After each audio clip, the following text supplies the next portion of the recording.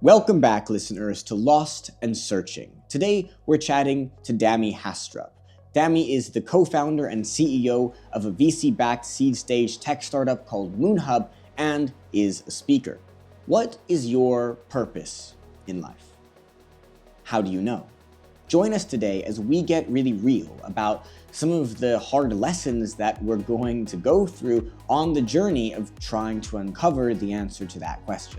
We go over some do's and don'ts, hard lessons, horror stories, and more from Dami's journey of being thrust into a leadership position that's very high intensity from a fairly young age, where we'll also go through questions like, how do you find a cause worth dedicating yourself to? How to understand your purpose, and if society has been getting that question itself all wrong all along, and so much more. A really quick note here that at the end of the video, we lose a little bit of my camera footage. If you're listening, you won't notice, and if you're watching, very sorry. Please do bear with me and some technical issues. I appreciate you, and with that being said, let's get into this episode. Enjoy the journey. I feel like when I reflect on your journey and what I know about you and the conversations we've had, that when there is so much that one could do with their lives, one has to choose what mission is worth dedicating to. And you've been dedicating to your current mission for, 7 years? Something like that? 8 years. Yeah. Which is a while. And it was also, we'll get into the timeline of your life a little bit later, but it was not long after uni, if I'm not mistaken, stuff like that. Yeah, not too long afterwards. Yeah. So you had to pick something to dedicate to and wholeheartedly dedicated to it for a long time. How does one choose something that is worth dedicating to, or find something that is worth dedicating to choose to commit themselves to in the first place? It's a really good question. I think typically when people get into something, they're not going to know that they're doing it, or they're going to be doing it for that long. So I think if you ask any green founder who's just jumping in and you ask them about their plan and say, in 5 years I'm going to be X, Y, and Z. It's like, no, actually, you'll most likely be at the point that you think you currently are in about 5 years. So yeah, I think it's interesting. When I first started MOONHUB, what I found was I always thought maybe for the first few years that I was a few steps ahead of where I actually was. And I think that I consistently chased this, right, well, if I'm not actually there, if I'm 2 steps behind, I need to at least get there first, then I'll reassess. But when I get there, I realize that this constant 2-step behind lag is always there. And as a founder, you realize the mission isn't complete, you're not done. And for me, I'm not sure if the word perfectionist works well, but I definitely need to see things through to the end at least. And I need to be somewhat, not necessarily a perfectionist, but a completionist. And I think that because of that, the natural cycle of running a company, it goes through its ebbs and flows. And we've kind of caught a bit of a spark now, and it gives you a renewed energy, even if you're only already 8 years into it as well. So finding something that you can dedicate 8 years to is by finding something that makes you excited, at least for the first year. And then if it's going well, and even if it's not, if you're still feeling very passionate about it, that will carry you through and keep you going. Because no one goes into something saying, okay, here's my 10-year plan. Some people do, but I think it's, if you plan your first 10 years, you're going to end up taking 20. So might as well plan the first few. I like that. What are the signals that something is going well, that something needs to be pivoted, or something should be left behind, right? So talking about committing to something long enough to complete it, seeing it through to the end. How do you know what the end is? Obviously, if you're successful, quote unquote, in whatever that means for you, so in a business, you've sold it or IPO'd or whatever, that's a pretty clear line of success. But what if you, do an acqui-hire, or you quit and it doesn't work or whatever? Like, how do you know when the end is? It's a really good question. One I need to be careful answering, because my investors are all like, he's 8 years into this, so we need to make sure he's not feeling too tired. I'm good, don't worry. On a serious note, I think for me, for everybody, success is very different, right? So somebody might want to be able to buy their first house because of what they're doing. Some people might say, actually, I want to leave a legacy of something that I've done. And because of that, them having something to their name that they put out there, like a product into the world that people use, is their definition of success. Then for a lot of people, specifically, of course, VCs and VC-backed companies, it's a company that's acquired or IPOs or goes to the moon as a unicorn. For me, my goalposts for success have shifted a fair bit, right? So we've got, I think, nearly 1,000% in growth in user traffic this year. I know these numbers sound great if they're like 1 to 10, right, people, but I can assure you ours are a lot higher than that. And for me, when I see a lot of the user traffic that I'm seeing coming through, I'm like, okay, I always knew we'd get here, but now being here, this feels quite established. It feels really good. Is it different to what you expected it to feel like? Yes, because the job's not done. So when you get to that level, you're like, oh, cool, it's established, people are using it. And you're like, oh, no, actually the job isn't finished. So because of that, you have this sense of, okay, I'm grateful, but also there's a lot more work to do. And you get better at learning how to do that sustainably. And you get better at knowing that, okay, you can consistently shift the goalposts and you've had your minimum takeaway that you're happy with. And going forward, it's just going to be, okay, what am I, as you continue to grow, there may be a point in time where the company doesn't need you as the founder anymore, right? You are the crazy person in the garage who is coming up with the idea, and now the company is actually growing wings. At some point, they might say, we appreciate the wacky creativity and all of that, but actually it might be time for you to take a little bit of a step back. And I think a lot of founders need to recognize that at some point too. Again, to my investors on my board, I'm not soft launching my resignation. Yeah.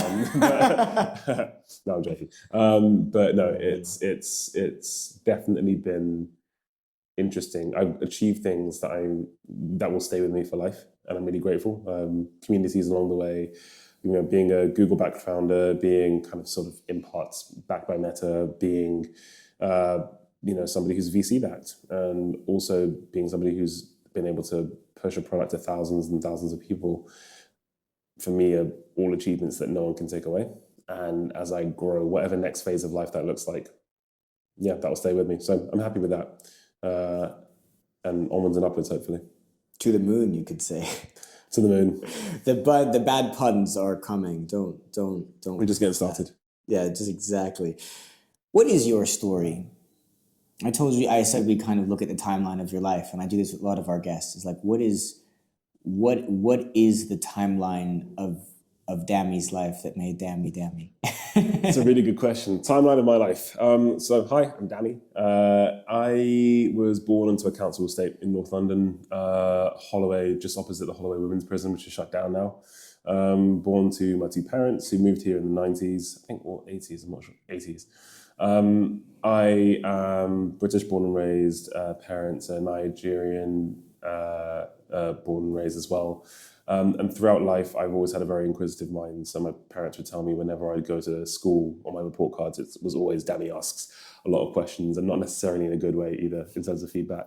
But going through life, I always had curiosity for the things that hadn't been explored yet, or thinking outside the box. I was almost addicted to finding solutions to things in like unconventional ways. And going through school and into university, I'd taken sort of a lot of learnings from either shortcomings or other things throughout school and tried to translate them there too. So one of these things is playing sports, short-sighted and astigmatism. Yeah, astigmatism, yeah. Astigmatism, and also a dyspraxic. So all of those things mean that you're a terrible rugby player, and the school that I went to was quite prominently known for good rugby, but I persevered and made it onto the first team there. Okay, nice. What are those things? Dyspraxia, astigmatism, just so dyspraxia, your coordination's terrible. Astigmatism, your eyesight's terrible. And what was the last one I said? I also have ADHD. What was the last one I said? I can't remember. Yeah, because of that, persevering has always been something that's been within my nature. And because of that, going into university, and doing several things at once, so learning how to play around with the Unity game engine, and whilst I was doing my degree in economics and doing a sandwich year and studying international marketing at Harvard, I was trying to do sort of everything, because everything was really interesting to me, and I'm trying to find the right word or the adjective for this. Everything sparked a nature of curiosity within me. Upon leaving university, I was looking for jobs as every grad does, and I got a number of offers. And there was one, I won't name the company, they're a publicly listed company. And I went there, and I was sort of like in the last stage of the interview. You had some other grads as well. They put you in like these situations where you're interviewing with each other. It's like group exercises, and the interviewer leaves, but before he leaves, he's like, by the way, I just want to let you guys know you've probably got the job, like, congrats. So everyone's like fist bumping, and everyone's like, yes, and getting to know each other's names. And it was sat around the table, not too dissimilar from this. And I remember I felt really empty, because there was this idea that I'd had for the last number of years of like bringing this VR training thing to life. I just had this idea of working years in service and retail, etc., that I couldn't shake. And I did something a bit bonkers, and I walked out before the interviewer could come back, and I said to, there was a girl on my right, and I said to her, could you please let them know I'm stepping out? And she was like, did you not hear we got the job? It's fine. Like, this next thing is just a bit of process. And I was like, I won't be happy here. And I feel like I hear people referring to them now as the golden handcuffs. But I walked out, and I went home. Parents were livid, weren't very happy. I think nowadays I feel for grads, because I hear it's terrible in terms of the hiring market. It wasn't great then either. And walking away from basically being a shoo-in for a job is not a good look. But I couldn't shake it. I couldn't shake starting this thing. And that was on August 22nd, 2016. That was the same day I founded MOONHUB. So I incorporated the company, didn't know a single thing about running a company, but knew that I was going to learn. So I had watched my mum step back from her professional work to start a company so that she could look after me and my brothers, which was a chain of nurseries in West London. And from that, learned a lot from her kind of by proxy. And when implementing things, she would be a very good sounding board for advice. I brought on, people onto my team not too long afterwards as co-founding members, and probably about 6-7 months after. And then ever since there, it was go, go, go. I don't know if you want me to jump into the actual story of MOONHUB from there, or... We'll get into that in just a sec. There's a couple of interesting things to know. I think you told me you had ADHD, but I didn't know the neurodiversity / non-neurotypicalism that is your life. I didn't know those things. Have you felt those things have held you back in any way? Because you've immediately framed them really powerfully as actually helpful in certain ways. Even, not being very coordinated. Well, you're doing what you're doing now because you were pushed in a certain direction because maybe other things didn't work, and it's still framed kind of positively. How has that been how has that interplayed in your life? It's a really good question. When you're like thrust into a system that you immediately is like, or even you immediately get told is not for you, my personality is immediately one that I think other people strive to be accepted by the system, and I'm just like, all right, peace, I'll find my own way, like without even blinking. Kind of like an example on the playground, if you have a kid who, back in the day when they played football, was like, you can't play, it's my ball, and I would just go home and bring my own ball and then make up my own game the next day. That's the kind of kid I was, and then have people gravitate towards my game instead. So for me, I think it actually helped me find my own path a lot easier, and it also gives me a lot more confidence in my conviction in things. If people are saying there's only one way to do it, and I'm finding that way a bit too difficult, I'm like, right, there's definitely not just one way to do it. There'll be several ways to do it. It's just, if you're, say, for example, neurotypical, and it's not just ADHD, I'm not going to anything else, but if your way of processing information is different, you can choose to really confine the way that you think and potentially limit maybe 70% of like your thinking power and going in that direction, or you can choose to go with the flow of how your brain and your thought processes work, and use that to basically come up with really creative ideas, juggle many things at once, process information really, really quickly, and make that into sort of an asset for you. School doesn't encourage that much at all. No. Not in the UK either. You know what? So the reason I asked this question, I think this is so powerful. In one of my early conversations on this show, I brought on someone who does a lot of speaking around neurodiversity. And he just said this one very clear line that has just stuck with me ever since, which is that there is no such thing as neurotypical.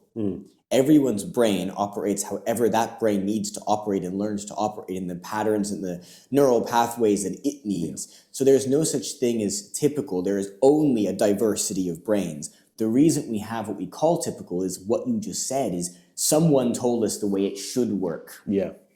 And the powerful thing about the time we're living in now is more people are noticing that they have the freedom to choose how their brain should work. So you're only working against the way things should be if there is a way things should be. Yeah. And to adopt this mindset that it sounds like you adopted naturally, very quickly, relatively very early on in life, of I'm going to go my way, not the way, is so powerful because there is no the way. Yeah. That requires noticing it, though. And so if there's this overarching exploration of how do we discover and cultivate our greatest, wisest, strongest inner leader, the inner leader, being a leader requires setting a vision and then going for it. So the inner leader requires your vision in life, your purpose in life, and then actually putting in the steps and the work to achieve that. Exactly. And I don't think you can do that if you think there is the way things should be done. Yeah. I think leaning into the way that your own brain processes things is really important. If you find that, adding things up in your head or processing information is a little bit different or nuanced to other people, that's fine. As long as you get where you need to get to in the end, it's fine. If people are able to do things slightly quicker, don't trip over by trying to match their speed. Just go at your own pace, and you'll find that they may go faster. That's fine, but you might be able to do things better at your own pace on other things too. So, by the way, anyone listening, sorry, my voice is very drony. I am coming over like a cold or cold. You'll sound fantastic. I will edit your voice to sound even better. Thank you. Add some auto-tune onto that. Yeah. Could you describe a time or a story where you felt really lost? You were like, am I doing the right thing? Is this going right? Is this meant to be? To any founder or anyone doing anything in general, if you're not feeling that at least maybe once or twice a week, I don't think maybe you're not doing something as bold as you think you are. And that's not in a mean way. I think most people feel like that. I've given advice to people who are friends from their walks in the life from music to business to even philanthropy, and I've always said it's going to feel like you're swimming in air for the first bit. You're not going to feel any traction. Right? You're going to be doing all the motions, and you're going to feel like you've got absolutely nothing. Like it's all in your head, and it's not translating into reality just yet. But then you get that first nudge that you move forward. You're like, oh, like you've had the right conversation with one person who's validated that actually, yeah, you should be doing X, Y, and Z. All of a sudden, you're like, okay, it's great, but you won't feel that again for another long while. And then serendipity and all these wonderful things happen. Then all of a sudden, you're being put into these conversations with people, and they're treating what you're trying to build or where you're trying to go as like already there. And in your mind, you might be thinking, that's where I think imposter syndrome comes from. People are like, actually, no, I'm only kind of getting there. I think a lot of people juggle that because, often at times on their journey, they really want to get to this place that they can envision. And then when they finally get there, they don't feel prepared enough. So it's kind of a double-edged sword. But yeah, several times. You feel that a lot. I'm running a VR training company, right? I think over the last 8 years, the amount of times I've heard the death of VR, my goodness, I think it's interesting. And then Apple will release the Vision Pro. And all of a sudden I'm having VCs saying, Dami, really want to talk to you about this Vision Pro. It seems like VR is here to stay. And it's like, I'm not going to listen to what you're saying because next year, something else is going to be a massive hype bubble. So I think believe in what you're doing. Give yourself sort of a set, firm timeline. But if you really believe in what you're doing, you're going to feel times of feeling despondent, whether or not you should keep going, but then also think about where you've come from. If you've gone 2 years and you've seen zero progress, I'm talking about on paper, you can't even say that you have a tangible thing yet, I can't advise you on what to do. But if you can look year on year and say, actually, I've made progress, it's not been maybe where I thought I'd go, but you've actually gone forward, you're making progress. And at some point, you might actually snap and go on that massive trajectory very quickly, which happens to a lot of people. They'll grind away for like 5 or 6 years. And then the 7th year, that's where everyone hears I think there's like a JME lyric, which is like, took 10 years to become an overnight success. Yes. It's like, it's people don't see those 10 years. And then when they finally see you everywhere, it's like, oh, well, they must have had one right conversation. You laugh. You're like, if only you knew like the 3 a.m. starts, the 3 a.m. finishes, sometimes the 3 a.m. finishes and the 3:30 a.m. starts in the same day. You don't have the energy to tell them that because you know internally what it took to get there. But during that time, you will always have times of feeling lost, whether or not you should keep going. And I can't even remember which founder this was. It was one of the logistics companies which deliver goods. I'm not going to say the name just in case I'm wrong on one of them, but it's a big one, and they were like down to their last payroll. I don't think they could make payroll the next month, and the founder took the cash, and you can Google this and confirm in the comments which company this was. The founder took the cash to Vegas, puts it all on black or red or something, and then just like won 3 months of runway. Don't do this. I don't think it is. I don't think it's legal. But at that point, right, that person must have also been thinking, is it worth it? Like, he's probably got equity investment that if he goes under, it's bad, but it is what it is. Whereas this person believed in what they were doing so much. Again, please don't do this. This is not financial advice. This is not like business advice. I may remember to edit that on the screen. Yeah, please put that on the screen.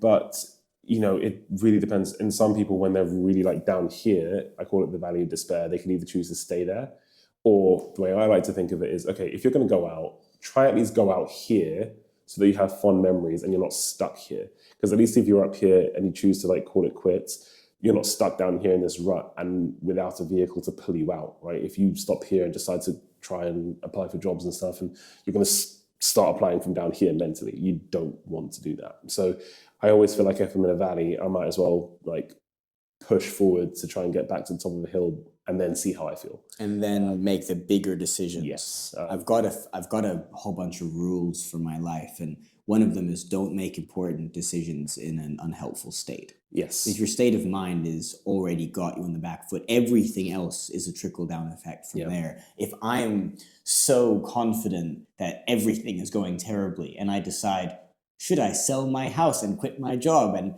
all these other things, all in that frame of mind, just sleep and see what you feel, how you feel when you wake up in the morning. Yeah. Makes a huge difference. Eat, sleep, go for a walk as well. There's grass, yeah. there's a oh my goodness, there's a Latin phrase. I can't remember it now. Again, to everyone listening, Google it, but it's kind of like thinking as walking, right? When you go for a walk, I think ancient philosophers used to walk a lot because the act of walking often at times helps you clear your mind and also give you more perspective on things. Like when you get out of the house, when you walk around, you're like, okay, I think they say touch grass nowadays, but you're outside, you're walking around, you're actually realizing that, is it really that deep? Like there are people, millions of people living around me, living their lives, and I'm going through my own journey right now, but to walk and think and to re-perspectivize, if that's a word, things often helps me as well. It kind of grounds me if I'm thinking to myself, what is going on here? And then gives me a little bit more clarity going forward too. But yeah, to answer your question in long and short, I felt very lost a number of times, but always managed to have found my way back. So that point about walking is actually really interesting because it just made me think that we only have a couple of types of meditation, and it's usually sitting in silence or walking. You can kind of get into flow state when doing other things like work or sports or whatever, but the only non-moving meditation we have really is a walking meditation. Yeah. And even more powerfully when you're in nature. Yeah, I think so too. So yeah, to anyone listening, if you're feeling like you're in a bit of a rut, and that sounds really simple, go outside. We're in the UK, so pick your days, because some days it'll make it worse. Oh, it's been so hard recently. It's been like 4 degrees consistently, so it's been challenging. Back from Helsinki, man, I'm not going to complain. Oh, it was like a snowstorm out there, wasn't it? To the people of Helsinki, beautiful city, you lot are suffering. That is like 4 hours of cold sleet and like no sunshine. I'm talking like daylight. Yeah. 4 or 5 hours. But wonderful city, wonderful people. There you go, nice. Where are you at with MOONHUB now? So this has been some of your journey, some of the ups, some of the downs, and you're getting to kind of where you're at now, or the last couple of years as well. What has that progress, that tech development been like? Where are you at now? Yeah, so we've had an interesting journey since being backed by venture capitalists, because we then realized, okay, we're on this treadmill, it's going fast, and we need to go faster. It's genuinely, this year has been transformative for the company. I think we truly turned into a product-led tech company, which at times I thought to myself, we could have done this sooner, done this earlier, more efficiently. But actually looking at our position within the market and the amount of concurrent users we have, I need to run numbers and check, but I think we're up there in terms of actual like consistent recurring VR users in the country. So not like one-off or like training sessions. I'm talking about like as a SaaS platform. So we've definitely cracked something. So giving ourselves a little bit of grace, but we're growing quickly. So we'll release this in our investor report, but I can definitely say we're nearing 4-figure in terms of percentage growth in terms of active users on the platform this year. We're expecting to maintain a 4-figure percentage increase next year as well, probably higher than this year. It's good. We're working with a number of companies. We've signed contracts with facilities management companies, which is our main focus vertical now. And because of that, we have end users from clients like Disney, KPMG, ISS, one of the facilities management companies, but Santander, Tesco, like it's great. And I found out that these logos are fantastic, but it makes us take what we're doing even more seriously, because these are really impacting the lives of people. And just to give some context and clarity, so MOONHUB, we are empowering people to train as if they were on the job from wherever, whenever, using the power of VR. And our main focus is the facilities management sector. If you don't know what FM is, every single building you'll look at is most likely managed by an FM company. So cleaning staff, security staff, front of house staff, usually, even though they'll have an email address from that main company, will be managed by a third party. At the moment, we're training the majority of their security officers, and we have a product called Titan, which we've released this year, which has been a game changer. So again, that off-the-shelf product-led iteration of the company. We're releasing more training modules now, and we actually had our official launch event for Titan 2 days ago with Meta at one of the head offices here in London, which is great. So it's been a really good year for the company, and I took a little bit of time out at the beginning of this year just to reset, recharge, something I hadn't done before in like the 7 years of running the company. And coming back into the year, a lot of up and down, both like internally, team-wise, but then also externally, like company and product-wise, and finding our fit. We're definitely on a very strong and sharp up at the moment, to the point where having some exciting conversations behind the scenes about how to further turbocharge that growth, which is fun, but a lot of work. Hey everyone, I wanted to take one quick sec to talk about a new partner that I am so excited to announce I have on the show, an agency called Untapped. Untapped exists to put your brand in the world's pocket with beautifully crafted, high-impact mobile experiences. They've worked with brands like Barclays, EA Sports, American Express, and even the UK government. They're known for creating powerful apps with intuitive, seamless interactions that drive customer engagement and elevate brand recognition. But it isn't just tech development. Their expertise is bridging phenomenal quality technology with beautiful design to create the highest quality product possible that takes your users on a real journey with you. You may remember Will, the founder of Untapped, from episode 13 of the podcast. If you haven't heard that chat, I highly recommend it, because it shows you what kind of no-nonsense, sleeves-rolled-up kind of people he and the team he's built really are, and it reflects in the kind of work that they do. They want to make their clients' work recognized across their industries and drive real game-changing value, something I've personally experienced and appreciated working with them myself. For businesses who want to take this next step in their journey, Untapped can help with everything from tech creation to brand design to product marketing and so much more. All right, the links are down below. Check it out. And now back to the episode. Has it also been challenging? Like you said, it's a lot of work, and suddenly everyone's looking at you and you're like, oh, maybe not. How are you handling it?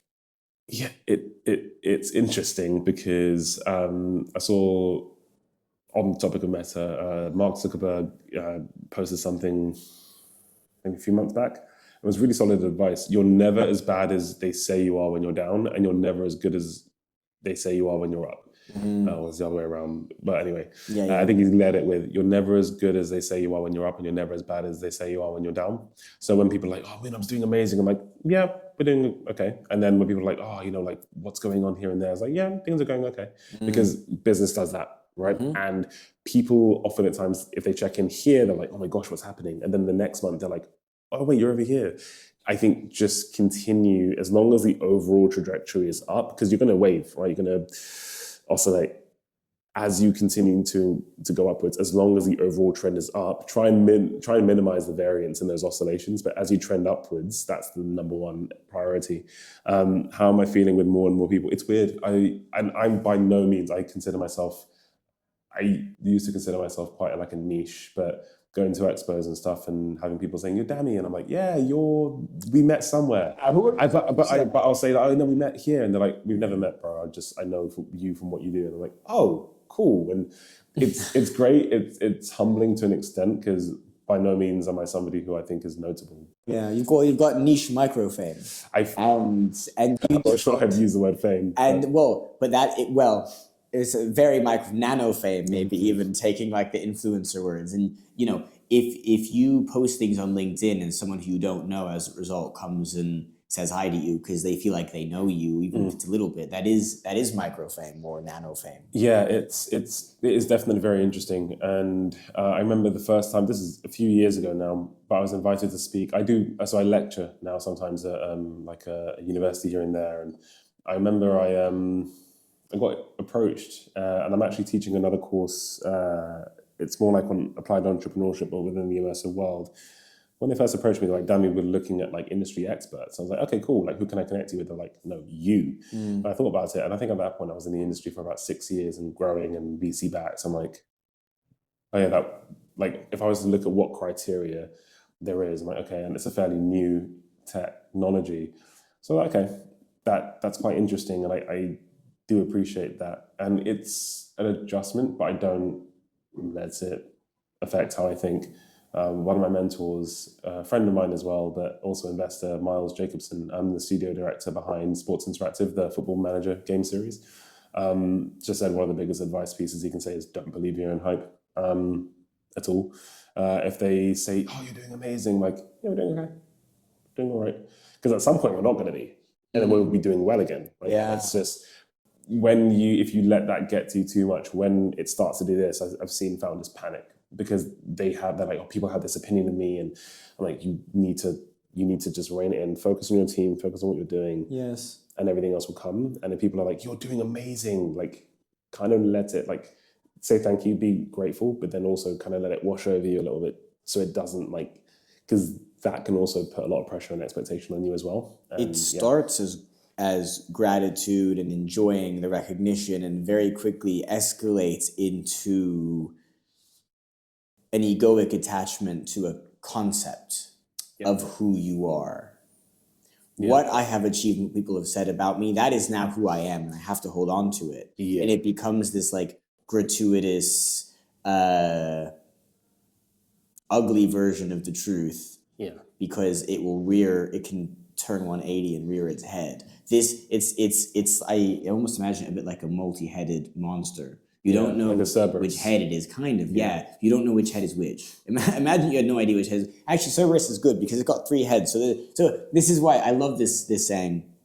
And I teach it sometimes to entrepreneurs when I'm running more like mindset type workshops, where I'll ask this question and I'll say, who are you? And people usually have their concept. And I said, what if I told you that there are 3 yous at any one time? Have you ever heard this concept before? There being 3 versions. The ego, superego, and the id. No, actually. I don't know if I'd call those 3 versions, but anyway, what I go through is at any one time, there is who you think you are, who others think you are, and who you think others think you are. Oh, cool. Because so this is what you say, who you actually are. How do you know who you actually are? It's true. There is only who you think you are. There is who others think you are, so there's that perception, and then you will have an assumption of how others perceive you.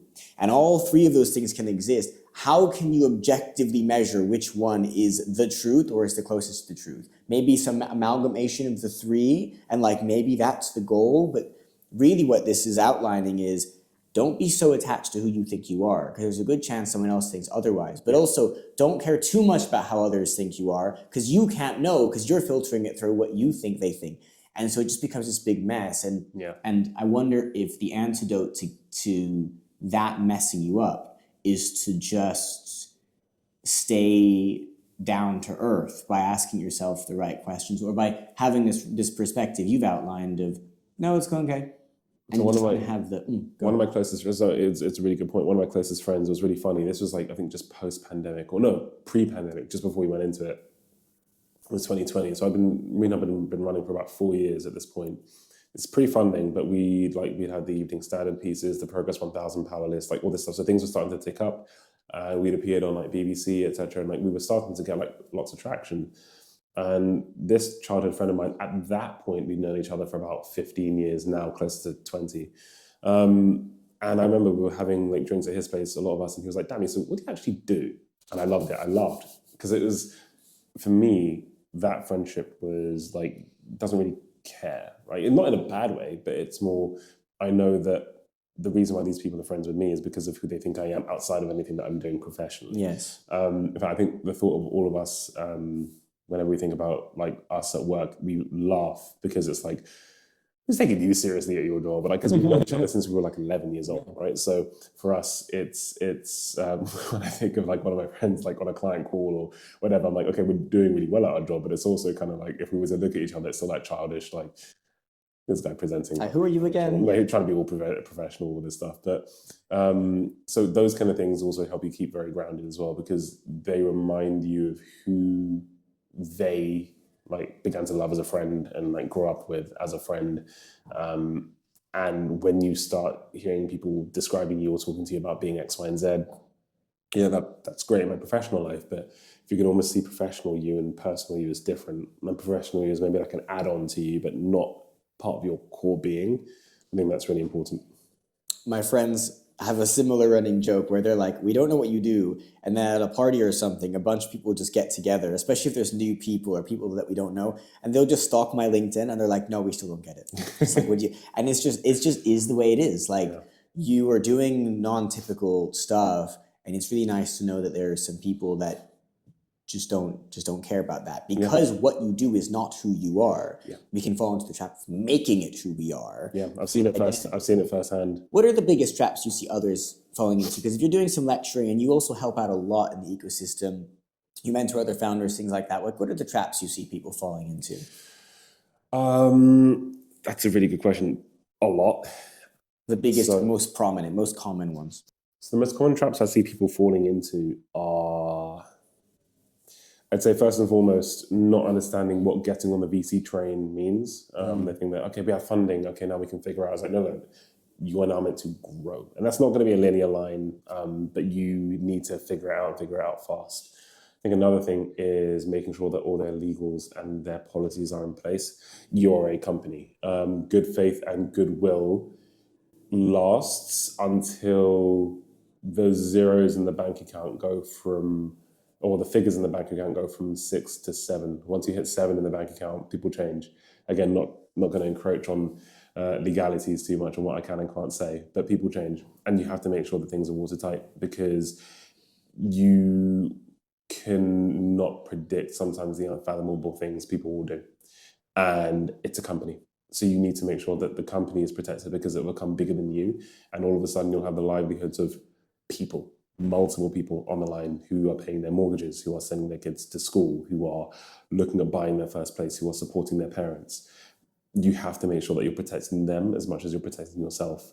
And people don't prioritize policies and legal frameworks anywhere near as much as they should, especially if they're going for VC funding, because once they have 1, 2, 3 million in the account, you, in the eyes of like how you'll be operating, are a company who's earning, let's say, about half of that per year in terms of your operating expenditure. That's not a small company typically. So you need to get with the program very, very quickly as to what you can expect as a company who's been going for maybe 20 years and has reached that level of EBITDA, for example. So yeah, I think policies, and then lastly, founders specifically isolating themselves. When you're speaking to other founders, for example, and you're saying, hey, yeah, things are great, things are fine. And then I speak to them on the side, it's like, yeah, we've got like 60 days of runway. I'm like, cool. That's not fine. That's not good. Who can I introduce you to? Then I'll say, actually, no, I know this fund is doing accelerated, they're deploying X amount of cash, and the application's closed next week. And they're like, oh, I didn't know that. Well, yeah, but if you didn't tell me about the runway thing, you wouldn't have. But the same way with me, I had to learn that too by being like, hey, we're kind of struggling with this. And the moment I actually vocalized it, people can help people, but you have to understand what people are going through in order to be able to help them. Who did you vocalize it to? The founder. So the founder who was facing and it happens often, but if a founder's like facing like a very steep cliff, it's important that, I know we all try and like pose face, but also as fellow founders, there's nothing to, in my opinion, posture about, right? It's like everyone knows it's tough, it's hard. And if there's a way that if somebody says to me, hey, Dami, I need X amount and I need it by like next month, honestly, I'm struggling, it's going to be crazy. I'll say, cool, I know these funds might be deploying, but let's also work through how you can cut your costs, etc. But if they say, oh, it's fine, and then 3 months later, it's like, oh, they had to. It wasn't fine. They had to wind up shop. Everyone's like, come on, like we maybe we couldn't have helped, but it's worth us all trying to know that there was nothing else that could be done versus everything's great. It wasn't great. And even we've had conversations like that in the past where it's like, everything's great. Actually, no, tell a lie, it's not great. And that was like a while back. But when you vocalize, the phrase, a problem shared is a problem halved. It's true, right? Because you have two brains working on things, then divvy that up by a lot more, it gets better. So I definitely recommend to founders, don't get isolated, speak to your peers, find friends, because it can be a very lonely world. You can't stress to your team that things are going wrong or breaking or being left and right. You have to be very like poised and everything's fine. But you need to be able to vent to fellow founders as well, who'll be going through very similar things. So, yeah. One of the core themes you're really describing here is actually paying it forward in a way, being there for other people when sometimes they might not have been there for you, or you might not have had someone be there for you. Yeah, and I believe that for sure, except for VCs. I remember every single one of you. It's coming. You are exempt. Everyone else isn't, but you are. So on a serious note, that was serious. I definitely do believe in paying it forward and being there for people. I think it's really important. And Georgina Mwabweze, she was the woman who helped really push us through with Pi Labs when we got our investment. And being a Black founder, 0.24%, less now actually, of funding goes to Black founders, disproportionately low amount. And I mean, I think MOONHUB's raise, our seed round in the year that we raised it, actually significantly impacted the amount of funding that Black founders had raised that year because so little had been raised by Black founders that year. It's not good enough. And I remember when we were speaking, the number one thing she said to me was, hold the door open. By the way, if anyone's listening, she started a thing called Backable Ventures, like really cool events that she hosts. So I really recommend you go and check them out. But because of that, I make sure that if there's a Black founder, for example, that comes to me and says, right, I want to go to this fund, I immediately am like, cool, let me see your stuff, right? And I always try and make time for them. But I'll also be very honest and say, right, that you're nowhere near ready to go to a VC. I'll put you forward if I believe it's the best fit, because I feel like just randomly, blindly sending people forward is going to be detrimental. I want to make sure that I'm connecting people with the right people. So yeah, because it's been done for me, right? David Fisayo at Ada Ventures was fantastic as well. Like different people have helped push me forward. And it'd be only wrong if I didn't. And thankfully, there are Black founders who have received VC funding because of the push and sort of mentoring I've had in their journeys to getting VC funding. And for me, the job's not done. But continuing to do that, not just for Black founders, for founders, but I have definitely felt a kinship toward Black founders, especially when it comes to this, because yeah, there's still a lot of bias to be undone. So. I bet a lot of doors weren't open for you though, or they took longer to open. Yeah. And sometimes it's a case of, I need to do this not because someone else did it for me too, but because no one did it for me too. Yeah, so just to give people some perspective on this as well, I think the average classroom in the UK in like a state school was maybe like 40, I think, or 35. I'm not sure. I need to double check. Please don't quote me on that. Citation needed. Yeah, citation needed. Uh, I need to triple check my figures, but I think still as of today. And by the way, VC qualifying round is like 50K or more. Less than 40 people, less than 40 black people in UK's history have raised VC. It might have crept over that now, but I think it's still higher now, but yeah. yeah, a little higher than that now maybe. But from I think when I had the dinner and we were running over the statistics, to know that in that room, I think it was like 38 at the time. And when people are like, yeah, so you're one of the 38, and like doesn't feel good. Does not feel like there are anywhere near as many people as there should be. And when I was raising, definitely didn't feel like I couldn't go to many people for like, hey, how did you break through these barriers? There weren't that many. And so for me, I'm like, right, I'm kind of figuring this out by myself. There were lots of people who were adjacent who I'd say, hey, how are you doing this? They're like, I don't know, how are you doing this? So it was an interesting one. And I think that all of us have a duty and are making sure we continue that duty to keep the door open as much as we can for people who are coming up through the ranks as well, because that's the only way we're going to destigmatize a very weird stigma and nonsense stigma, but one that's there nonetheless. And yeah, it's been different since being VC backed as well. It's interesting. You'll be at tech conferences that are named after certain types of weather. I won't say anymore. And yeah, it'll be very interesting how you're kind of side-eyed when you're trying to make a conversation and then they're like, oh, wait, hold on, you're a portfolio company of X, Y, and Z. All of a sudden you're a founder worth speaking to. I'm like, damn, that is, yeah, not great. So It's a challenge because I can kind of understand that last part. It's like if we have so many, we live in a world where we have so many inputs and we put people into boxes. We don't do it for no reason, though. We do it because we need to. Like sometimes I'm kind of empathetic. It's like, okay, you didn't care who I was until you found out X, Y, Z. Okay, cool. I don't love it. It means that, you don't particularly care about me. It says something about that person, but I also can't blame you for it. kind of. Okay, what's your perspective? My perspective is a founder is expected to siphon through thousands of bits of information a day, run a company and bring 10x in value. And investors looking at siphoning through thousands of bits of information a day. I understand it if, for example, you are doing that and then the value add comes, right? So the value add piece is very important. But if it's a case of, we see so many pitch decks a day, it's like, cool, it must be hard to be that and a firefighter. But if you're not that and a firefighter, let's pick up the pace a bit. But it's fine. I think there's a bit of a rock star culture in VC at the moment, which this might blow back on me when we officially kick off our A. I don't mind.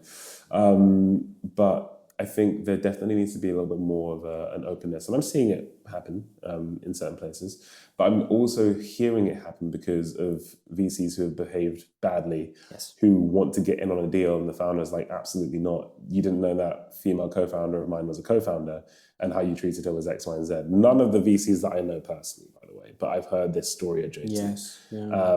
And I think that unfortunately, because there are more people from underrepresented backgrounds getting to those levels, it's a really crappy reason for VCs to be more cautious now, but it kind of forces them to be more considerate and cautious, because who's somebody who you're dismissive of or potentially, I'm not going to go further, to today might be the deal you need to invest in. Otherwise, your LPs are going to come for you because you haven't brought the returns. And this one company that might IPO might be that female co-founder or co-founder from a different background that does not like you.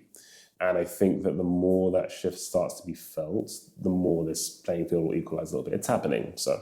Hey, I just wanted to jump in here really quickly with an offer for you. Those of you who are a little newer to my work, which is most of you looking at the show's stats, will probably not know that for much of my career, I've been working with people to take more ownership of their lives as a coach, mentor, guide, and educator. This show exists to help people discover and cultivate their greatest inner leader. And that stems from a personal mission of mine. But what does it actually mean? Well, I break this down into 3 things: calm, confidence, and courage.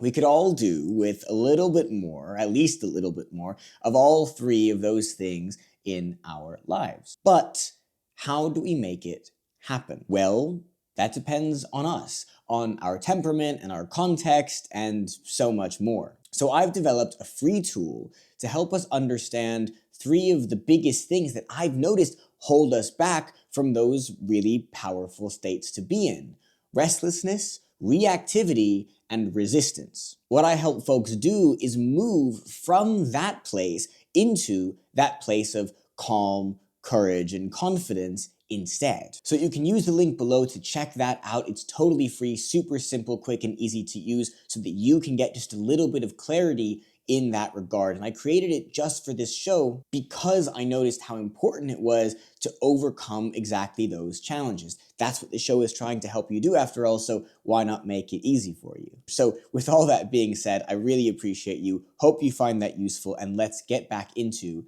this episode. Yeah, human beings make decisions emotionally and justify them rationally.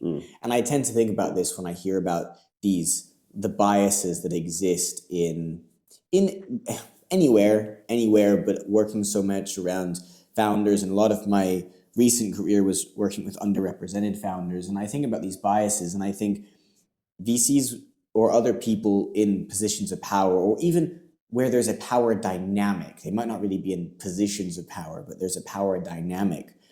They will emotionally feel something, sometimes unconsciously, and then will find a rational reason to justify it. And because it's so people-based, it's really challenging to dispute it unless you have, a lot of facts, or you can see and cross-reference these things. And so sometimes you need an external force to come in and backhand them into waking up to it. Because otherwise you won't do that, because you're emotionally justified and you found a logical reason to justify the emotional feeling in the first place. So it becomes this impenetrable shield until something comes in to penetrate that shield. Yeah.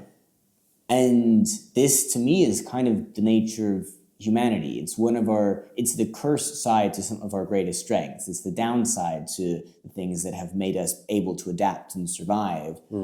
And we're now coming at a stage of human evolution where we're realizing actually we need to let some of this go. Yeah.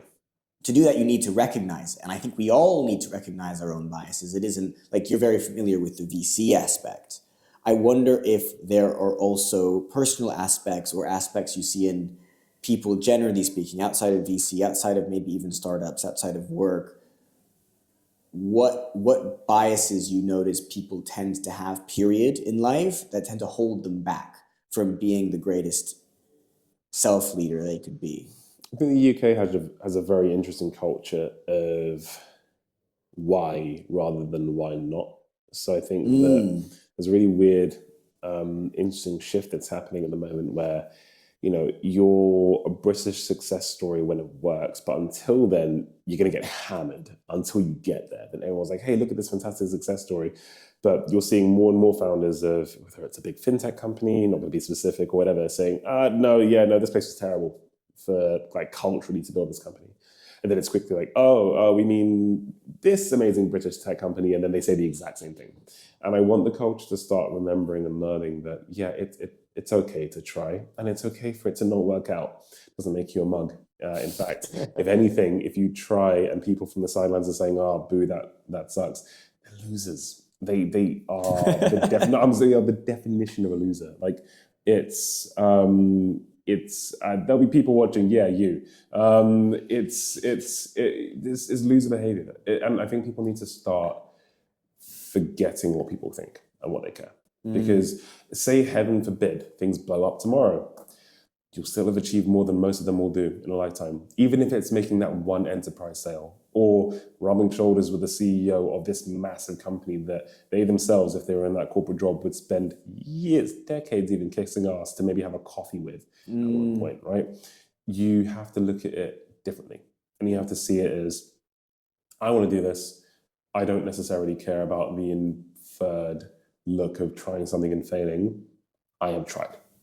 And I think people will soon find themselves doing things far more frequently and also feeling a lot more liberated, because they will then be able to see things and opportunities that typically us as Brits, we don't see. So these are two very different personas almost constructed here, right? There's the person who says why and the person who says why not. Yeah. The person who encourages and wants to energize others, and the person who discourages and avoids because, and then both are because of something within. Well, I'd say the why not is the encouraging one, and the why is the discouraging one. Yeah, Exactly. it definitely means, because I don't think you should always say, hey, why not, why not, why not? Like, everyone, please use your cognitive reasoning. But you could ask it seriously. Yeah. Why not? Well, Yeah. because of this. Okay. Yeah. But I think if we continuously look at, like, of course Meta or Facebook was going to happen because, it's this, or the stars were aligned for him to happen and this happen. There's a millionaire somewhere because they invented the pot noodle. Like, let's can we be for real for a second? Well, don't say that to me. No, but not in a bad way. It's like, no, I get what you know. You're absolutely right. Yeah, like there's a millionaire somewhere because, like, they just had an idea and they just went for it. Right? And they just made it. They just made it happen. It's why? Do you have a story behind that, or the pot noodle specifically? No. This is really powerful because with this, we have the freedom to ask ourselves why not. And I love this little addition of, well, by definition, if you're telling someone else to sit down, if you're discouraging instead of encouraging, if you're saying, why are you doing this? Why are you, if you're giving someone that kind of energy, by definition, you're a loser. Yeah. It's like, which is really powerful because if we realize we have the freedom to do what we want and to make our lives our own, we also therefore have the freedom to say, is this who I really want to be? If we notice we're that person putting other people down. If you make it off the starting line, the further you go, the more aware people are that they're staying still. So if you actually make it off the starting line, which might sound like a very daunting thing to do, people will potentially yell at you a lot and try and ridicule you to get you to come back to the starting line, so that by comparison, you're back on the same level. But actually, it's to mask the fact that they themselves aren't moving off. And again, that doesn't necessarily mean they could be making loads of money in corporate, right? But they could be miserable. They could be making not a lot of money in corporate, but they could be really happy because they're doing something they really enjoy. It's people who are happy and feeling fulfilled that are the ones that are leaving the starting line. That can look like anything. Doesn't mean entrepreneurship. For the vast majority of people listening, you will not find it here. It is like, it's a very, I think, select kind of like path, but it can be found anywhere. I'm sorry, you can find it here, but it's likely you'll find it in loads of other places too. So I'm not saying it's exclusive to like building a company or founding something, but being true to yourself and trying to do something that you've always wanted to do. If it's to sing a local concert choir thing for yourself, or it's to, if it's to host a big event because you always wanted to do a mini festival. Like, I know some friends who are doing that too. Do it. Just try. And I think we have a culture right now where if it fails or it flops, people are like, oh, look, it flops, and everyone's like, okay, cool. And what? And what? I'll just try again. But guess what? The person who's tried has learned something that you don't know. You don't know. So they've gained something in that failure, and now they're still ahead of you. So no matter what, because they tried in a certain facet of life, they are ahead of you. Yes. If I bring you back down to my level, I feel better because I'm not seeing someone who's ahead of me. But actually, the fact that person started means they will always have gotten further than me, regardless. So there's almost no point in trying to bring someone back down just to make yourself feel better anyway. So why do it? And that's the lesson, folks. Try and be not douchebags. With that in mind, and now kind of reflecting on the whole journey, learning these lessons, having some of these ups and downs, is there anything you would do differently from the start? Yes. I mean, the answer is almost always yes. Yes, always yes, because you learn when you take a step off the starting line, but also no, because I don't know whether or not it would have changed the outcome for worse. I believe the butterfly effect is very real. I believe that things happening the certain way, there are an infinitesimal amount of times or things, sorry. Infinitesimal, what is wrong with me? I'm so tired. Infinitesimal, yeah. Is that a wrong word? Yeah. Yeah. Or an infinite, I think is better. Yes. I was going to say an infinitesimal like amount of like combinations. I was going to say basically it's nearly impossible to replicate what you've done if you were to try it from the beginning. But then I was also going to say there are an infinite amount of ways that things could end up. Yes. And I think that the way that MoonHub's journey has been, had it been any other way, short on paper, I think it would have been fantastic. But actually, we may have missed the boat on certain market trends, or I may have completely overstepped and overthought like where the market was in terms of what we were offering. I think everything happens when it needs to, even if something doesn't end up happening, right? So, for example, when people say that, certain companies were too early and then Airbnb came along. Well, actually, yeah, they were too early, but actually if they'd launched when Airbnb launched, maybe they would have imploded because they didn't actually have the exact same model that Airbnb had. So maybe the success that they had and then the downfall and failure was what that journey needed to be. So yeah, I think I would do many things differently. So what would you do differently now? I would have familiarized myself with the world of venture capital a lot sooner. Did you know you wanted to take venture when you first started? Okay. No, didn't consider us a startup until like 2 years in, because when people are like, okay, cool, you're a startup, I'm like, why does everyone keep saying that? What is that? What is it? Okay. And then when he sort of went for sort of funding, I think what I've changed as well is bringing our commercial model forward. I would have fixed the productization element. I would have chosen a different team as well. I'm really happy for the team that I have now. To flag, I mean, initially, like throughout the entire journey, I would have just chosen the team that I know I'm happy with now. Yeah, and that does span back to early decisions too. And yeah, I think having a real look at the trajectory, I think we could have shaved off a number of years, but the way that it happened is the way that it happened. And if I had hit all those strides within the first 4 years, maybe I'd have missed the boat in making some lifelong friends from the Google programs, or not meeting you through the Color and Tech, the Meta thing. Or I think it happened the way it needed to. The story's not over yet, so let's see what the future holds. Well, everything unfolds in the most beautiful way, which is to say the way it's meant to unfold. Yeah. We can't know any different. No. We can't hop into the parallel timeline. I have a concept of timeline A and timeline B. Yeah. Timeline A is what we're doing now. Timeline B is the what if. Well, there's no point, because you can never know the what if. You can't hop between timeline A and timeline B and go, I prefer timeline B if I make this decision a little bit differently. And so it's easy to, what's the word? Reminisce is the wrong word. To romanticize the what if. Mm-hmm. And I wonder how much asking what if holds us back. Not just what if and if only. If only I had done X. What if I had done Y? Yeah. And then we think timeline B is, but timeline B was never a possibility, because timeline B isn't where I'm living now.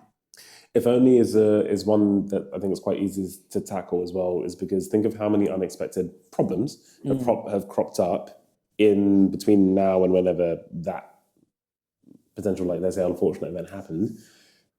If you haven't foreseen any of those things, you couldn't have foreseen any like fallout from any decisions you'd have made earlier or done.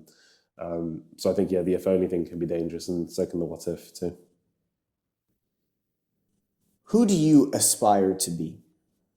I've been thinking about this recently, very recently, had this thought process. In the last episode I recorded this morning, which will come out just before yours as well, I asked this question of the personal purpose versus the company's purpose. So, you'll have a purpose, a mission, and a vision for your company. You'll also have your own, and they should be aligned, but they can be different. It's an interesting one. I grew up not being believed in by people. I just wouldn't believe I would be able to by people. So people wouldn't believe. Not being believed in by other people. By other people, yeah. And didn't really matter to me. I had my own self-belief. So I was like, cool, no, but I believe I am this person and I can be this person. And as time has gone on, more and more people have been like, oh no, you can be this person. And their estimations are now superseded my own and gone there. And do you think that's because of external achievement they're starting to see, or because people are shifting, or because the people you were around are different? Definitely people around are different, but then also I think the achievements and showing people like, no, I can do what I believe I can do, no matter how far I go, be it short term or God willing in the super long term too. But I think who I want to be and who I aspire to be is the person that my loved ones and I continue to think that I can be. So right now, I know it might sound like a cop out answer, but I will probably be a father one day. Probably not into the not too distant future. I'll most likely have more that I care about than VR training, and I want to be a person that can be depended on and continue to be depended on. Got a team of 15 based out here in London, and they are depending on me to be a good CEO so that they can continue to grow in their own life and achieve their own things. And my aspiration is to continue to grow in that. The better I get and the stronger I become, like mentally, but also from wisdom and experience, the more dependable I can become. And I want to be that sort of pillar for a lot of people too. So I love that. So what would you say your purpose is? You as a person, not just the business, but you. Could not tell you. I think my purpose, I think MOONHUB will be the setup for my purpose. Okay, interesting. That's not me to say that, oh, adios, but I feel like, and that could be a later iteration of MOONHUB. So I think that what MOONHUB will become will potentially be a bigger anchor into my purpose, or it could be that actually it's something after MOONHUB, depending on how long we go for, whether we sell or we not, whatever. But I think this is the amount that it's taught me has changed me as a person. For sure. Absolutely, yeah. And that person, I think, will be very useful for something in the future. It's just I'm not too sure. It could be being a really, really kick-ass CEO for MOONHUB, or it could be something else entirely. Awesome. I really like that answer, and I've never really thought about that. Is like my purpose in life. I don't have to know yet, as long as I'm consciously on the journey of becoming whoever that person is that has that purpose. So a question actually then, and it might be an interesting one. So let's look at this philosophically. So you have somebody, let's call them me, could be anybody. You're born and you go through school so let's say not me, right? Let's say you're born, you go through school and you get that school its first football trophy, right? And that puts the school on the map, it gets some extra funding and you save tons of jobs. Was that your purpose? Well, let's go from years 20 to 40.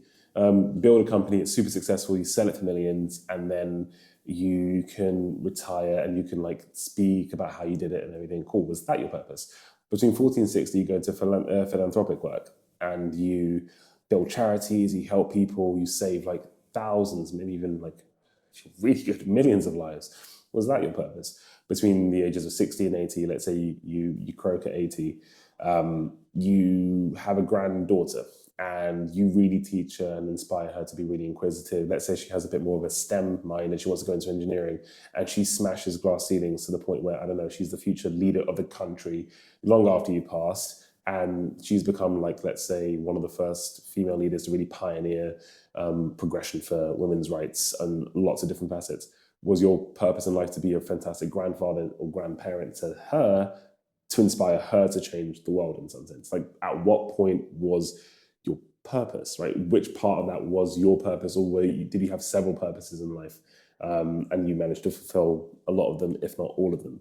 I'm still hovering between that. I'm not sure what the answer is, but it's an interesting perspective, right? Because your purpose, I mean, Van Gogh's purpose, he wouldn't have known what his purpose was. He's probably thought he was supposed to be like, I don't know, a mechanic or something. And then it's only posthumously that actually, no, his purpose, people would say, was to be one of the most renowned artists of all time. But he died before he realized his art was appreciated. So he died thinking, I think his art was worthless. So it really does depend. I think as long as you believe in what you're doing and you're putting things out there to hopefully leave an impact, no matter what they are, you're continuously living, I think, like an evolving purpose, so to speak. My initial answer to your question would be that we don't need to know what our purpose is to be executing on the purpose. we can set a mission and we can outline or define a vision. And this hypothetical person you've described, who goes through these several stages of life and at every stage has had massive impactful contributions in lots of very different, meaningful ways, there is a through line of purpose. And the purpose is to be the person who did all those things. Sometimes our purpose can just be to be you. And then who are you is the question that naturally arises. You are the person who is able to inspire your grandchild to save millions of lives, to sell and build a great company, and and to save hundreds of jobs when you were a kid accidentally. There's probably like an underground Detroit rapper somewhere who has no reason he's to realize that Eminem decided to pick up and start rapping. I don't know if that's the actual story. No idea. But, there's probably some underground artist or some person who never really made it that far in terms of film, right? Wasn't there that British singer from a while ago? I think she's like a mum now, but she made the vocals that were behind like One Dance, Drake's song. Okay. And it was years ago. It was a song. And then I think like over a decade later, when she's like, cool, I've retired, she's got a semi-detached somewhere, and all of a sudden Drake's team are reaching out and saying like, hey, yeah, we want to sample this song for what would go on to be one of the biggest pop hits in history. Life has a very interesting way, right? You put yourself out into life as much as you can, and I think what feeds back to you will show you kind of a bit more where that is. But I think you're right. You won't always, probably never actually really know what your true purpose was, because it'll echo further than you can see. And those echoes will continue to carry long after you're gone as well. So you've really made me think about something interesting, which is I think we conflate our why with our purpose. But our purpose for being might not be for us to fully logically know. I think we can set a vision, we can create a mission. And in this stage of my life, this is something I've done a lot. And I'm realizing I'm not 100% confident communicating it. But I'm going to do my best to communicate it now, just to make the example. My vision is a world where everybody, and I do mean everybody, which I know is huge, and that's on purpose, where everybody wakes up feeling like they're living their life in discovery and they feel clear. And clear doesn't just mean clarity. Clear is an acronym for conscious, loving, energetic, aligned, and resonant. And the mission for me, so my way of achieving that vision, is to help people discover and cultivate their greatest inner leader, which is a complex way of me getting into the personal development space now with this show and other things. So you said conscious, loving, energetic, aligned, and resonant. Yeah. Okay, cool. And what I've just realized is my why is not the vision, the mission, or the purpose. My why is the mission to achieve the vision. And I think when Simon Sinek became really big, and this start with why stuff became big, the word purpose got thrown in, sometimes instead of mission, and actually what I'm thinking now is you have the mission, you have the vision, and you have the why, which is to do the mission to achieve the vision.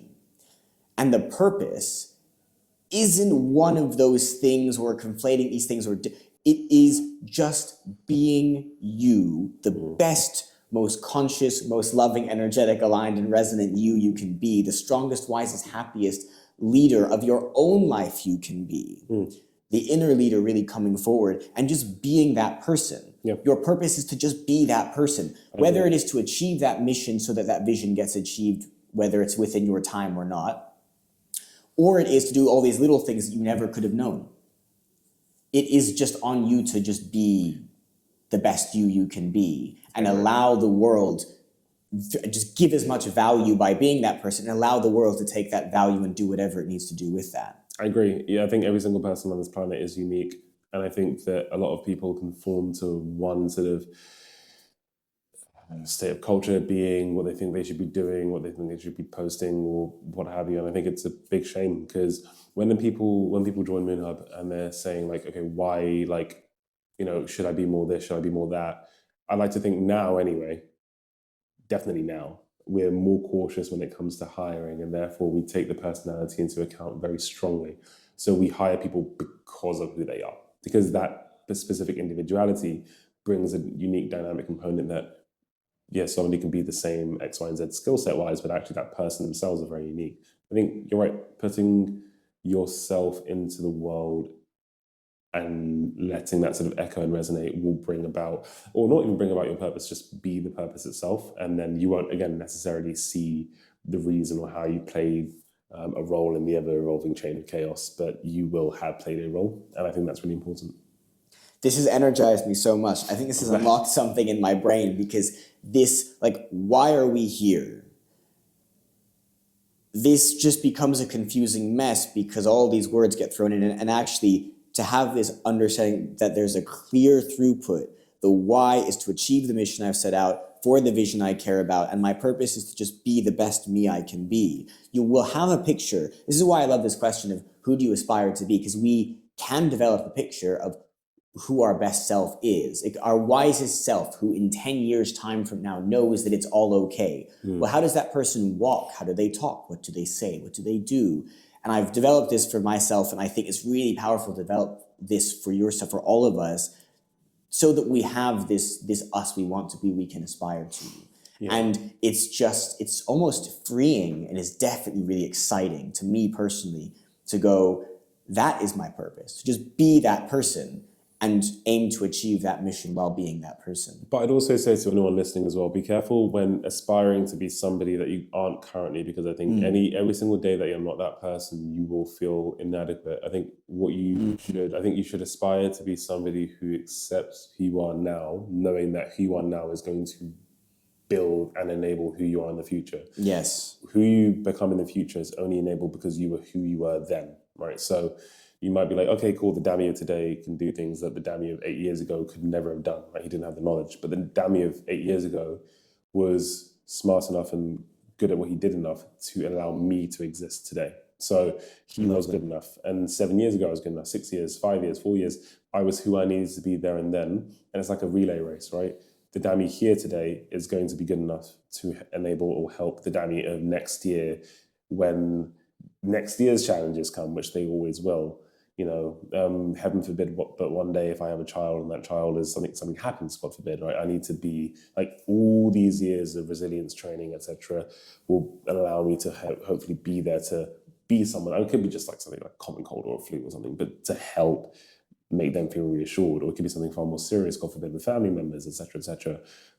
Dami today, Dami next year, Dami year afterwards, Dami tomorrow even. It's all like a continuous relay race to help you tomorrow, because you tomorrow is going to face things that, okay, I got through today, phew, okay, pass the baton over, you done your part, Dami, for 28th of November 2024. Every single one of those Damis is doing a continuous teamwork relay race to make sure that by the time, because there's going to be one day you're like, thank God I could call upon the experiences of those years, and that Dami might be long gone, but his impact is still here. And I think that aspiration to continue that relay race, so that by the time you are a person in your mind that, I want to become this, you're already on the way there, and they can't exist without all of you on the way there.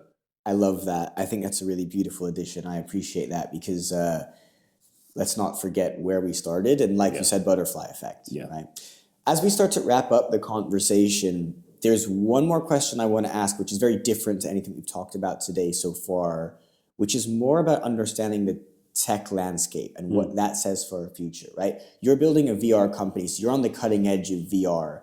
And if I think about emerging technologies that are going to fundamentally change what the future looks like, I can think of maybe 3, 4, 5. It's like AI, VR, AR, XR is number 2. Quantum is number 3. Web3 / crypto is number 4. There's probably a 5th in there somewhere. When you combine these things together, you get a picture of what these technologies can do layered on top of each other in all aspects, or so many aspects of society, that just makes society look very different from what it does now. My question for you is, what do you think society, the world, physically, or maybe even not physically, just period, in the next 10 to 20 years looks like, as these technologies go from emerging and niche to mainstream and permeating all of society, and they almost combine together? Where do you think tech is taking us? Nowhere good. Really? So I think tech is an amplification and an extension of human beings and humanity as a whole. The reason I say nowhere good is nowhere good inherently, right? So human beings sometimes, especially those who rise to power, can be inherently selfish, not necessarily altruistic. And I think that what we need to do is course correct as human beings, right? So with AI, what would be amazing is, hey, AI, it's so funny when we say AI, it's like everyone in the tech world, they'll be pulling their hair out because AI has been around for like decades. Like, it's like For a long it's a time. long time, but cool, it's here now. 69, I think, or Yeah, something. it's here now. No, just because we found like one wrapped way to like aggregate, but people think of LLMs and anyway. So when that became popularized through OpenAI and ChatGPT, etc., people were like, oh, this is the future. Lawsuits upon lawsuit upon lawsuit for indecent images, for this, for that. Like, it immediately went down a cliff of like, oh, this is the bad stuff that can happen. Copyright claims on people's music, duplicating their voices, bringing back loved ones from the dead. That made people feel really weird vocally. Just a ton of things that we were like, whoa. I think that out the gate, if it was, hey, OpenAI announced ChatGPT, and then a month later it was like, hey, we know how to cure cancer because this AI has run a million potential diagnostics from this one image of like a lymphoma scan or like a dermatology application of catching a melanoma. Then I think if that had been the initial headline straight after the popularization of AI, people would be like, oh yeah, cool, tech is bringing great things. But because we as people are quite troubled, typically we do this first and then we go up. I think tech, in contrary to what I first said, can bring us to a world where we are far more free to do what we want to do because it's doing a lot of the heavy lifting for us. It depends on whether or not those in the places in power that be want that to be the case, and whether or not AI, instead of replacing your jobs, replaces the menial tasks that prevent you from doing your job. Right? It's one or the other. Will AI handle all of the menial day-to-day admin that actually prevents you from excelling in your own career, and therefore you're like, oh wow, this is amazing, versus is AI just going to take your consultancy gig entirely because it saves people maybe 30 grand a year and More. I know a guy who can do 100K's worth of work in a weekend for next to nothing. Yeah. And that's person without AI. Yeah. If a person can do that without AI, what can the AI not just do it itself? Exactly. Exactly. So it depends on what we want to use it for, right? You had the atom. You could either split or fuse it. Now, I know we're working on nuclear fusion, but you had fission and fusion. And fusion, of course, is significantly harder, but we raced and we got fission very quickly, and that resulted in the nuclear bomb. It's ours to dictate, it's ours to create. I'm hoping with MOONHUB's impact that we focus on people rather than saying, hey, you don't need security officers because you can remote view the sites and look at them through VR headsets and look at your security cameras. No, let's just prep the people and prepare them for environments and situations that they may be in person, keeping a human element to it. But there will be other companies that don't have that same mantra. So. Yeah, there's a beautiful saying, hard at the beginning, messy in the middle, and beautiful at the end. And I don't know if it's just like the older I become or the more like aware and conscious of these things and of that purpose and that vision and that mission, I become more and more optimistic. And there's another saying, pessimists get to be right, optimists get to be rich. You heard this before. So I don't know what it is. I've just become more and more optimistic, and I feel really optimistic about a future that's maybe 20 or 30 years away. What will happen in between? The hard stuff is what we're starting to have now, and then we'll get the messy stuff. And it's about, I think the most challenging part will be moving through the messy period, not losing much more than we had to lose to make the beautiful at the end happen. Yeah. I guess we'll see. We'll have to see and find out.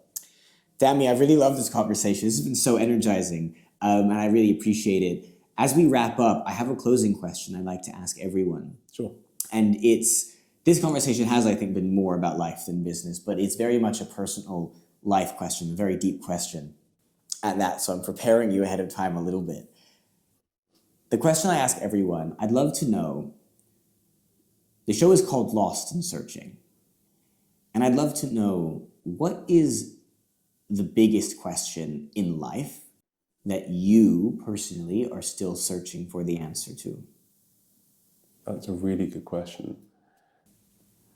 The biggest question in life that I'm still searching for the answer to,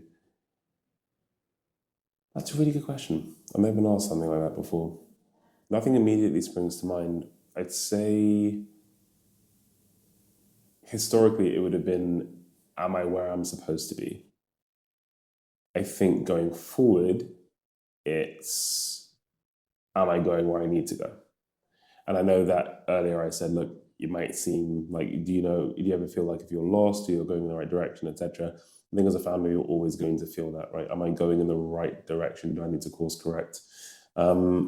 Yeah, I know you have all these existential questions like, are we alone in the universe? All this stuff. But that for me, I'm like, I have enough on my plate to worry about that kind of stuff. But yeah, I'd say, am I going in the direction I need to? Is still the big answer I'm searching for. But I guess we'll have to find out. Well, life is a journey. It's all an evolving journey of discovery. And the great thing about life being a journey is it will not end until it ends. In other words, until the infinite game of life is over. And so that's a question you will always be asking. Maybe at some point you'll get to a place where like I've heard enough people now where they're like, no, I'm pretty happy with where I am, and I know I don't want to live longer than 20 more years. Yeah. Like maybe they're older in their 60s and they're like, yeah, I'm just happy. Yeah. I'm satisfied, I'm contented. And that's okay. But for the most part, and for the most part, we are living lives where, it is an evolving journey, and we're always be course correcting a little bit because who we become evolves too. Yeah. I love this question though, because I've had answers ranging from, why do we still have war, right? Which is nothing to do with someone's personal development. Well, not really. Arguably, yes, no. Straight through to, are we alone in the universe?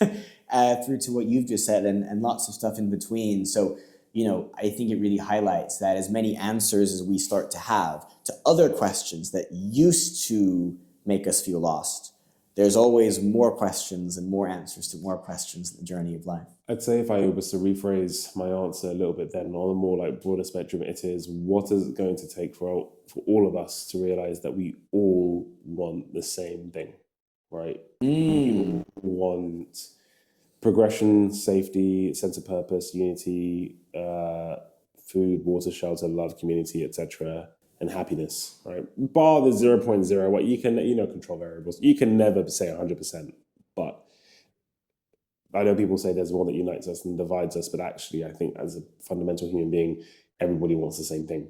And that's why we're divided, right? So we're divided because we all want the same thing, but there's a really weird failure to acknowledge that if all of us want the same thing, but different people want different things right now, then there must be an acknowledgement that we are living different lives, and we need to try and see how we can rectify that for some people who are disadvantaged, for some people who are in war-torn countries, for some people who are facing discrimination, who, we need to understand that for the most part, we want the same thing. And what is it going to take to unite us and actually take away this mystifying thing that governments pull over our eyes, like apparently 30 people in a dinghy are apparently responsible for a 20 billion pound black hole or something like that. I'm not saying that was quoted by the government at all. But when people, so plenty of weird things were. Yeah, but funny how there'll be a 20 billion pound black hole, and then people, not necessarily the government, will say, it's all these immigrants. Like I promise you, if maybe a few 10,000 immigrants were receiving basically the cumulative equivalent of 20 billion, my goodness, how do I apply for that program? That's amazing. That's not where the money's going, right? So I think if people just take a breath for a second and realize that, okay, we are far more united than people realize, then maybe we'll become a lot less divided at the moment. But if anybody wants, read the book called 21 Lessons for the 21st Century. Pretty interesting, and it kind of highlights a lot that's going on. What's it called? 21 Lessons for the 21st Century. 21 Lessons. It kind of highlights what's going on at the moment, but yeah. I love that. I'm going to make a note of that. If I may postulate a part of an answer to your question, one of my rules,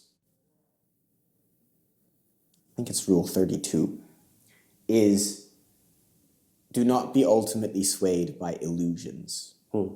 And in life, there are 4 great illusions, maybe 5, but I have 4 I usually talk about: reality, time, death, and separation. Hmm. And now for what you've just talked about, the most important, the most relevant is separation. The greatest illusion that the yogis have spoken to for thousands of years has been the illusion of separation. It depends on the perspective you take. I'm increasingly taking a more spiritual perspective of the soul or the being or the consciousness within, whatever words most resonate with people. If we are a consciousness that is just using this vessel, this physical body that we have, that consciousness is chosen to be physically separate to be able to experience whatever we're experiencing, right? You as a physical body moving through the world cannot possibly experience what I'm experiencing. I can't experience what it's like to lead and run MOONHUB. You can't experience what it's like to run this specific podcast, whatever.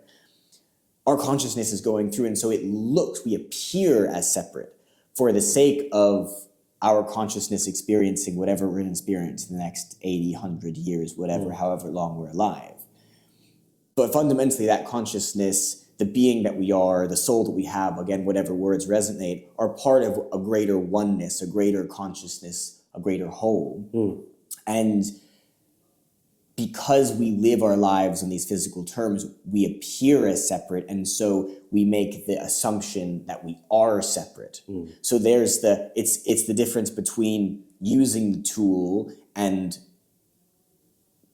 always wielding the tool, being the tool. If you are a person who can pick up a hammer or a chisel, or you see yourself as someone who is the hammer, those are 2 very different worlds. Yeah. If you see yourself as being separate from everybody else, we get into the assumption that there is an other. But that's what othering is. You and I are separate. To acknowledge that is an illusion based purely on like a physical experience. And we know that if we can only see 1% of the light spectrum, how do we know that we're physically separate? Right? We practically need to act like we are. Great. But then you get into the philosophical of, but are we actually? We can't possibly 100% know. What we can know is that we're far more connected and far more similar than we will ever be different. And therefore, separation is an illusion. And if we can dispel the illusion, we change a little bit how we live. Is what I've noticed. And if we change if we change how we live based on that as a fundamental fact, as a fundamental paradigm that we have for how we live, we treat people differently. I'm not going to blame you because you're an other to me if I don't see you as an other to me. And then the blaming and those challenges you mentioned, they start to fall away. This is what all war has been. It's like we've tested this now. We know psychologically we can't hurt another human being without intense pain and trauma, and kind of can't do it at all. So how have we gone and conducted wars and murdered people and all these things? Because we don't see them as the same to us. And then you think every great war, whether it's great war, great as in big, not great as in good, great as in big, has been conducted by people who saw themselves as different to the other. Slavery could only take place because those people were not us. The Nazis could only do what they did because those people, they're lesser than us. We're the greater race or whatever. Someone had to construct a narrative of an other, creating or tapping into the illusion of separation. And one of the most beautiful things about the world I think we're moving into, again, like you said, far from there, but these little movements we have towards progress, I think, are indicative of more people realizing that separation is this illusion. And eventually we'll treat each other differently enough. It will reach critical mass. I agree. It's been a good chat. Look, Dami, I appreciate you, man. It's been great to see you grow and do epic things over the years. Thank you. It's been so good to always hear the progress updates and to see you inspiring others and to feel inspired by you personally myself. So Thank you. I appreciate you so much for being here and sharing so much with us. Thank you so much. Really been a pleasure chatting to you as always, Seven. How many years is it now? A couple of years, 20. yeah. No. It was 2022. Yeah, 22. Yes, it's been a couple of years. Couple of years, yeah, man. And it's been good to see you Great to see you growing and doing this as well. Looking forward to seeing more episodes too. And yeah, anything else you need from me, let me know. You always know where I am. And to everyone who's listening, thank you for putting up with my monotonous and somewhat monotone voice. I'm feeling unwell. Please be kind to me. You've got a very nice, soothing, deep voice, so it's okay. Thank you. I appreciate it. No, I appreciate you so much. Would you like me to do my intro thing as well? No, I'll do that myself separately. The Dami Hastrup MOONHUB thing. Oh, yes. Well, actually, yeah, good point. Where do you want people to go? Where do you want me to send them? I'll put all these links, whatever, in the description, but Sure. Where do you want people to go? TheMoonHub.com. We're MOONHUB, all caps on LinkedIn and all the other places as well. And on social handles, it's at TheMoonHub. If you want to follow me, I don't know why, but at Dami Hastrup. I really need to be better at the self-promoting thing. I post a mixture of work and personal life, I guess. But it's all just life. It's all just life. But thanks for having me on. Had a blast.